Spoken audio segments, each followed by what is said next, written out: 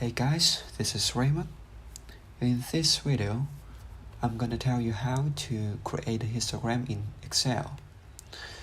Actually, you have many ways to do that, but in this video, I'm just gonna use data analysis function to create a histogram.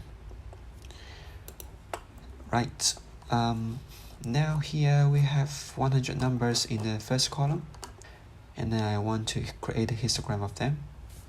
So the first thing we need to do is to find the maximum and minimum number. Okay, we can use the function. Just tap the formula and then select the data.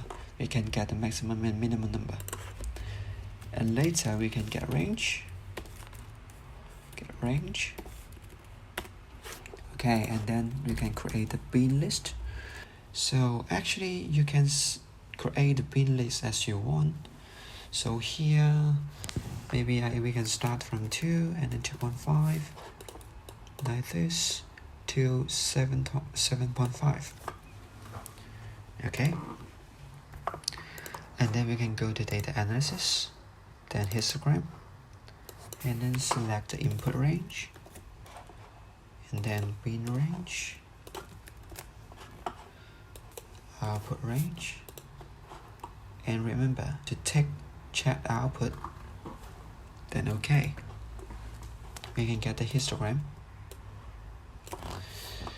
As you can see, the number for more here is 0, so we can just delete it. And we got one thing left, is the gap between the bars. Okay, so we want to cancel it. How can we do that? We can first double click here, and then we can see gap width. We set it to 0, and finally we can get the histogram like this.